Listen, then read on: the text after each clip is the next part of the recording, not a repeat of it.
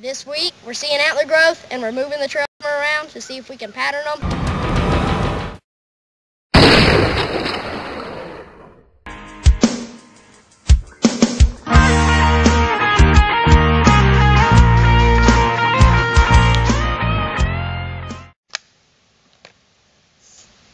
We're moving the trail camera back where I said last week, where the trails intertwine and they come from two different directions. That is a great spot. That is two different deer trails, and if they're coming from one way, you can get them both at the same spot coming from different directions. So we're going to move that back there and hopefully get some corn and trophy rock there within the next few weeks, because they're growing their antlers back.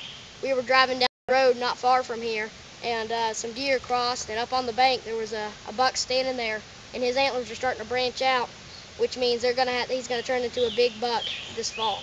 Well, I don't want to bore you too much this week, but during the summer, when the only season that's open is coyote, you can't have a whole lot of action. It's mostly management tips this week. But what I want to talk about is how to tell the difference between a gobbler and a hen feather, and this will be a useful tool when you find a dust bath or a dust site, and turkeys visit those often, weekly, mostly every other day. And how you tell the difference is on a hen, the feathers will be buff brown tipped at the end, and it won't have as much iridescence, which is when the sun hits it or light hits it. It'll be a light green or a light blue.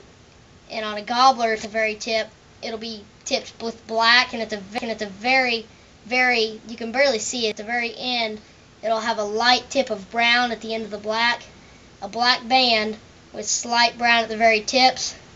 It'll be darker overall, versus a hen will have the buff light brown, and it won't have as much iridescence, and it'll just be lighter in color generally.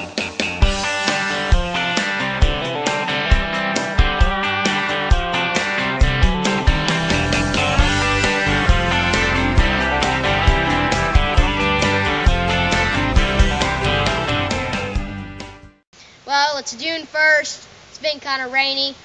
We were here May 30th, and we were going to move the trail camera, but we didn't have the proper gear to move it, so we just had to bring it back. We're setting it on these two trails where they cross over each other. That's a great spot. Two different directions, two different deer are going to meet at that one spot, and that's a great spot. That's killing two birds with one stone, because normally you'd have to have two trail cameras, but they meet here, so we're going to set them here. And you have to check back next week to see if we have any pictures of deer growing their antlers back, and see if we can take them down this fall.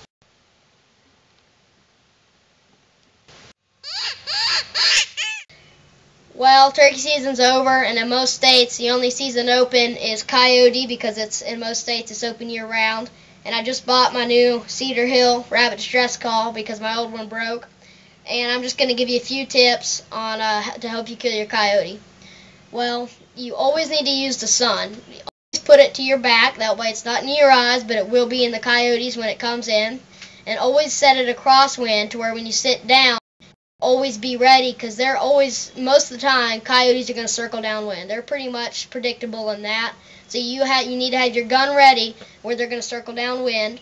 And the next tip is always sit for 20 minutes. You should at least sit for 15. Most predators are going to come in 10 minutes probably, but you always need to set for at least 20.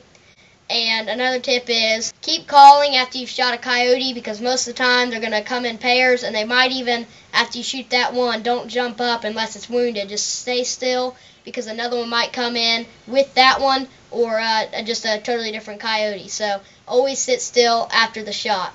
And always be in full camo. That's one thing. Coyotes have good smell and good eyes, so always have full camo, gloves, and head net.